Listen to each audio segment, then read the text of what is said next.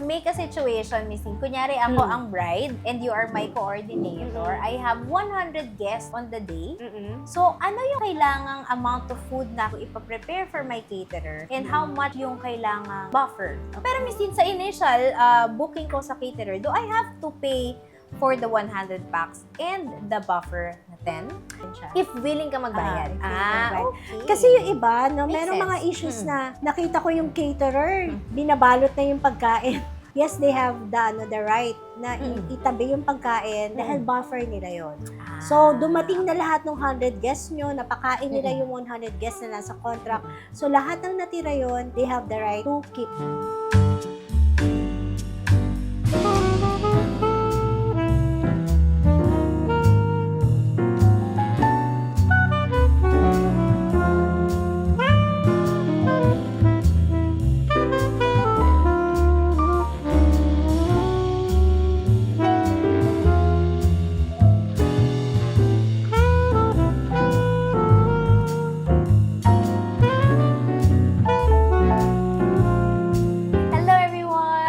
Back for another episode. This is Weddings Unwrapped. My name is Mara. My name is Christine. And we will unfold event stories. One podcast at a time. So we are here again and still at we are still here at Still Point Cafe. Yes. So if you are looking for a place for coffee together with your friends and family, you might want to try to visit Still Point Cafe, located in San Pablo, Dinalupihan, Bataan. What are your opening hours, Miss Tin? We're open from 1 p.m. to 10 p.m. Pero usually nag-extend kami kapag kailangan talaga. Oo, kasi feeling ko sa gabi din talaga maraming tao, no? And they offer, syempre, drinks. Aside from that, may food din kami. So, kumpleto. So, if you're looking for a place to unwind after work, and malapit lang kayo sa area, try to check this out. So, anyway, for today's episode, Miss Tin, pag-uusapan natin ang, I think, isa sa mga nagiging issue din. Yes, oo. When it comes to planning a wedding, which is really very important and talagang kailangan pinag-iisipan, which is the food. The food, oo. Yan. Sa venue, sa caterer, so yan.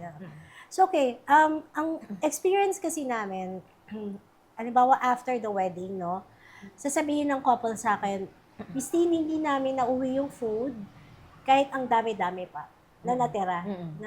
Or minsan naman, Miss Tin, 100 packs yung binook namin, pero 90 lang kami, pero wala na daw food. So, may mga ganun. So, usually, that comes after the reception talaga. Okay.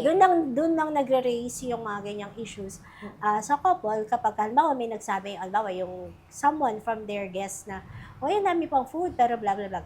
Okay, so let's make a situation, Miss Tin. Kunyari ako ang bride and you are my coordinator. I have 100 guests on the day. So, ano yung kailangang amount of food na kailangan ko ipaprepare for my caterer?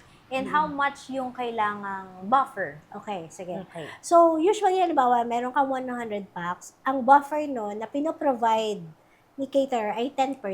Pero depende pa rin kung sino yung caterer or venue. So, may additional 10. So, ang nangyayari is, halimbawa, na-consume yung 100. So, it's either by counting per head or by plate. So, kung paano man na-count yung guest, na-consume yung 10, then, depende rin sa contract ninyo ni caterer or ni venue, if you are allowed to bring the remaining food, no? Okay. Kasi merong mga iba na hindi talaga allowed or meron namang iba na allow pero you'll sign a waiver na kung ano man yung mangyari sa'yo or whatever. So, ganun. Yung iba na very generous na sinasabi na, sige, pwede nyong iuwi yung tira basta mag-sign kayo ng waiver. So, ganito po yan. So, if nag-book kayo ng 100 packs, tapos halimbawa dumating ay 110. Okay. Meron talagang ipapakain ng caterer, no? Yung venue may papakain sila kasi meron silang buffer na 10%. Okay. So, kung sumobra ang guest ko, Miss Tin, assuming I have 100 guests, sumobra man sila, ready ang caterer ko. Yes, ready Pero sila. syempre, I have to shoulder all Yes, the na-consume na guest. Okay. Kailangan bayaran mo yung additional 10. Okay. Automatic yun. Syempre, automatic. babayaran mo. Pero Miss Tin, sa initial booking ko sa caterer, do I have to pay for the 100 packs and the buffer na 10? Usually, depende sa pag-uusap nyo. Yung iba, binabayaran na nila. Okay. Sabihin nila, 110 na yung i-book mo sa amin. Parang ganyan. But yung iba kasi, na talagang firm, na sinasabi nila, no, baka less than pa yung pating sa number of guests ko. So, hindi nila babayaran. But, ang sinasabi ko lang sa mga clients is, kailangan bayaran nyo kung may sumobra. No? Kailangan itong isettle sa caterer or sa venue kasi hindi siya basta sobrang pagkain. Yun ay intended para dun sa as buffer. So si caterer ay nagkusayan. May kusayan na magdadala sila ng extra food, but kapag ka na-consume mo yun, is hindi mo yun pwedeng hindi bayaran. Okay, I think that's So for clear. example, 1,500 per head. So, yung buffer mo nagalaw, so you need to pay 1,500 times kung ilan ang bisita. Yes. Okay. Another question. So, kunyari 100 packs ang bisita ko, pero 90 lang yung dumating, Miss Tit. Ano yung kailangan bayaran ng client? Okay. Kailangan mo bayaran yung 100 packs pa rin. 100 Kasi it's a guaranteed booking. So, when we say guaranteed booking, whether or not dumating ang 100 guests mo, mabayaran mo yung 100 packs. And I am entitled to take out or take home the remaining food na hindi na-consume. Yes, kung With the papayag, waiver. oo, with the waiver. Or, Okay. kung hindi man, is dun sa venue, kuhain mo yung 10 packs, kainin nyo dun. Pwede. Pwede naman. Pwede. If you really wanna make the most of your, di ba, budget. Halimbawa, after oo. party, di ba? Magstay tayo. Magstay tayo, kumain tayo dyan. Okay. Kaya pala minsan, kunyari ang couple is nakakain na lahat, dahil may tirang food, parang they encourage, like, kunyari, suppliers, sige, kain na kayo. We still have remaining Ganon. head count. Yes, ganon okay. siya. Ganon Pero, siya. whether dumating yung 100 or less, kailangan mo nang bayaran Yes. talaga yung 100. Kasi yun ang guarantee Yes, mo. guaranteed booking. Okay. So, it's about, you pay the guaranteed booking, babayaran mo rin yung buffer, kung ito ay magagamit. Okay. Pero kung hindi mo naman nagamit yung buffer, hindi mo naman kailangan bayaran. Okay. So, kunyari, Miss Tin, ang 100 kong bisita, sakto dumating 100, pero may buffer si caterer na 10, pwedeng si caterer na ang mag-uminod, hindi ko Yes. kailangang i-shoulder. Pero pwede bang i-take out ko yung 10 na buffer? Babayaran mo pa rin siya. If willing ka magbayad. If willing ka magbayad. Okay. Kasi yung iba, no, Makes merong sense. mga issues na nakita ko yung caterer, binabalot na yung pagkain. Tinatabi na, yes, they have the right na itabi yung pagkain dahil buffer nila yon. So, dumating na lahat ng 100 guests nyo, napakain nila yung 100 guests na nasa contract. So, lahat ng natira yon, they have the right to keep. Okay. No? Wala. It's not Wala tayong habol. walang habol dun. Unless lang talaga na, Unless you state na gusto mo lahat ng tira, you're willing to pay. you're willing to pay, iuwi mo, pwede naman. Basta babayaran. Oo. Gusto mo ba? Oo, kung willing naman. Kasi yun ulit yung breakfast mo kinabukasan. 1 week. 1 week mo 1 week kakainin mo siya yung tira. kakainin. Oo. Okay. So, I hope that, clears yung confusion pagdating, sa pagkikip ng buffer and all, and how do you settle And it's also, after. it's also maganda kung i-discuss nyo yan with the venue or with your caterer.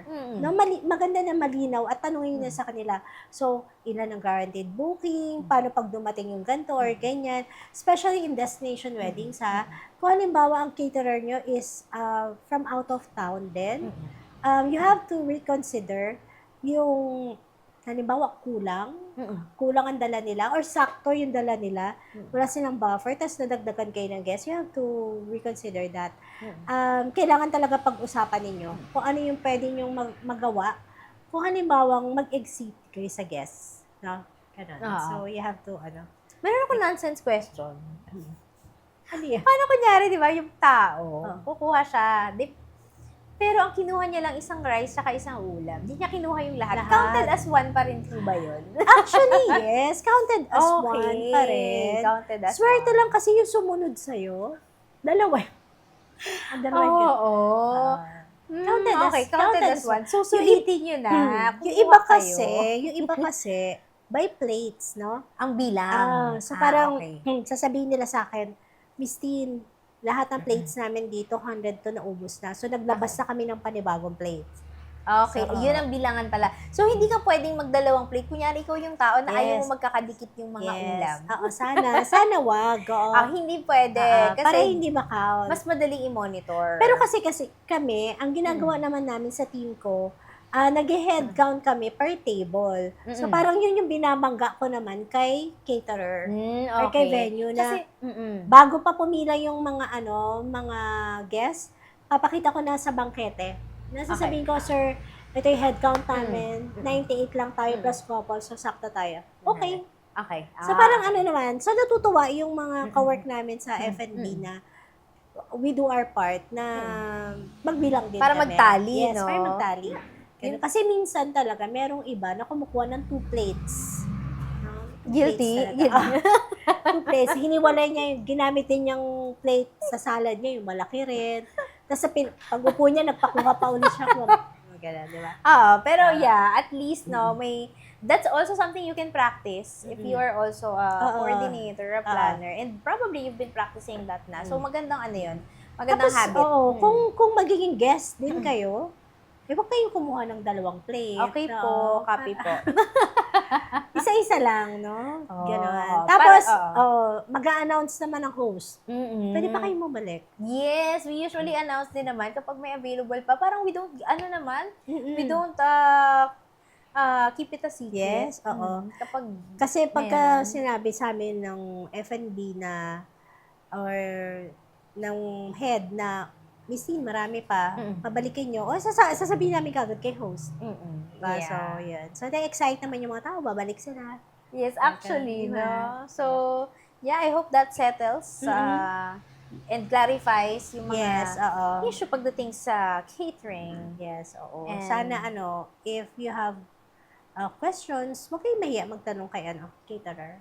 Oo. Huwag mahiya. Grabe, no? Parang every issue na sinosolve natin or pinag-uusapan natin, it all boils down to clear communication Yes, talaga during yun the talaga. planning. So, Yun that's something you have to talk about. At least, Miss Tin, nabibigyan natin ng idea yung mga future brides. Kung ano Yes. ba yung dapat nilang tanungin. Yes, dapat nila Kasi itanong. syempre, marirealize lang nila to kapag tapos na yung Tapos wedding. na, Sabi mo nga oo. kanina, Dun- this happens after the celebration. Dun mo lang masisingkin sa'yo, ay, dapat pala tinanong ko to. Oo. So, tanong nyo ha. O kaya minsan, may sasabihin, sabi ng tita ko, nakita daw niya yung caterer. Hindi sila tita. Okay. Diba, Tinitake ganon. out yung mga pagkain. Well, they have the right po, tita. Yun, ganon. Sorry na, tita. Si tita baby. Si tita baby ba yan? Tita baby. May reason naman po yan, tita baby. Well, thank you so much, guys, for joining us in this podcast. Share this to a friend getting married soon. Or Also, sa mga caterers, you may share this video, no? Para at least, natulungan namin kayo mag-explain. Sa, And if you have other point of view, if you're a Yes, caterer, oo. tapos you would like to share more information about what we have talked about, sige nga, comment mo nga. para mat-tackle namin next time. Yes. Well, thank you so much. Thank you, Miss Tin. Thank you so much. See you guys on the next one. Bye.